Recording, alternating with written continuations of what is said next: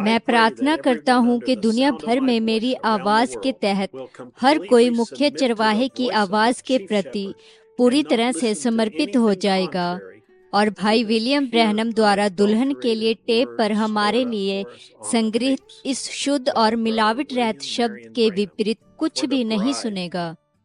Hello, मेरा नाम Jeffersonville, Indiana में भाई डेविड इरेक्सन है और यह ब्रैनम टैबरनेकल और भाई विलियम ब्रैनम के बेटे भाई जोसेफ ब्रैनम से उकाब एक साथ इकट्ठा हो रहे पत्र है। प्रिय श्रीमानों, यही वो चिन्ह है, यही वो समय है, यही वो संदेश है, यही वो वचन है, यही वो परमेश्वर की आवाज है, यही वो मनुष्य का पुत्र है, यही परमेश्वर के द्वारा प्रदान किया गया मार्ग है, यही वो समय का अंत है। ना ही कोई भविष्यवक्ता, ना कोई प्रेरित कभी भी किसी भी समय, किसी भी इस तरह के समय में नहीं जिया जो समय में हम जी रहे हैं। ये आकाश में लिखा हुआ है, यह धरती के मुख पर लिखा है, यह हर समाचार पत्र में लिखा है। यदि आप हस्तलेख पढ़ सकते हैं तो यह अंत है। जिसके पास कान है वह सुन ले कि परमेश्वर ने क्या बोला है और क्या रिकॉर्ड किया है। इसलिए यह मेरा वचन, मेरे विचार, मेरा सुझाव नहीं होगा, लेकिन परमेश्वर की वही आवाज होगी जो अपनी दुल्हन को निर्देश दे रही है कि आज के लिए उसका एकमात्र सिद्ध प्रदान किया गया मार्ग क्या है। आकर और सुने कि वो हमें वचनों, दर्शनों, सपनों के अनुवादों के द्वारा बताता है और प्रकट करता है, ताकि संदेश के साथ बने रहें, उन टेपों के साथ बने रहें। केवल वही बोलें जो उन टेपों पर है। परमेश्वर की आवाज को स्वयं परमेश्वर से सुनने से बेहतर और कोई तरीका नहीं है, न ही कोई सुनिश्चित तरीका है।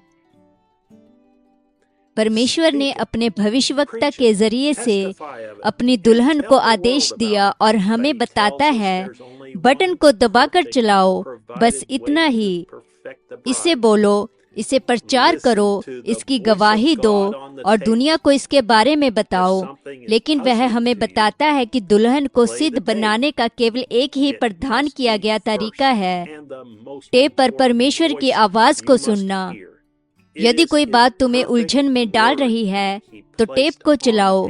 यह पहली और सबसे महत्वपूर्ण आवाज होनी चाहिए जिसे आपको अवश्य ही सुनना चाहिए। यह उसका सिद्ध वचन है जिसे उसने टेप पर रखा है। अब इसकी तुलना दूसरों से भी करें, सपनों से। यह एक दर्शन था, वो भोजन यहाँ पर है, यह वो स्थान है। सुनो, सपनों और दर्शनों के द्वारा दुल्हन के लिए भोजन कहाँ है, वो स्थान कहाँ है। दुल्हन के लिए संदेश उन टेपों पर है और यह मुझे घर जैसा दिखाई देता है।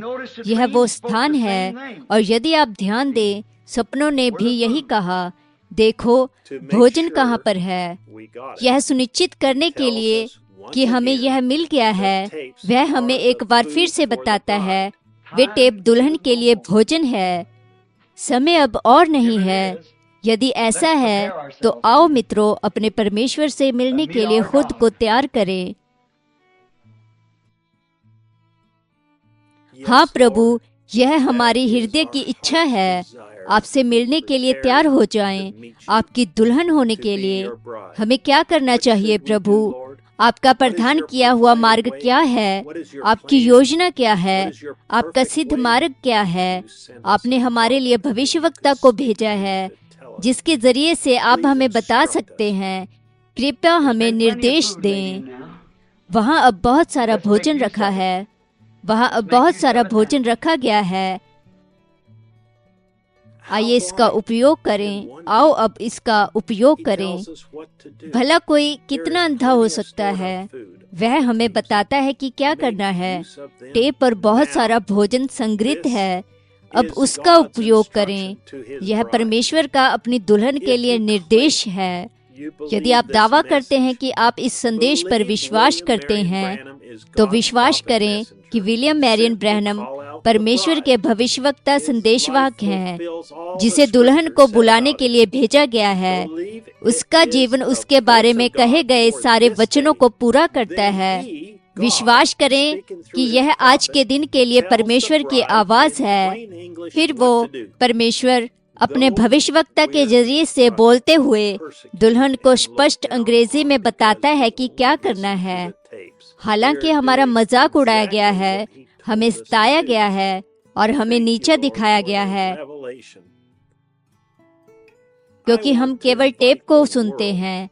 हम बिल्कुल ठीक वही कर रहे हैं जो उसने हमें करने के लिए कहा था। प्रकाशन के लिए धन्यवाद प्रभु। मैं दुनिया को इस रविवार को दोपहर 12 बजे जेफरसनविले समय पर हमारे साथ जुड़ने के लिए आमंत्रित करना चाहता हूँ। जब हम सुनेंगे, श्रीमान, क्या ये अंत समय का चिन्ह है, हम सब इस विषय में सुनेंगे। गर्जनाएं, 7 मोहरें, पिरामिड चट्टान, आत्मिक भोजन, अनंतता, दूतों का समूह, मेरे मुख्यालय, दर्शन, सपने, भविष्यवाणी, छिपे हुए रहस्य, वचन के बाद वचन। इस जीवन में परमेश्वर की आवाज को सुनने और उसकी आज्ञा में रहने से बढ़कर कुछ भी नहीं है।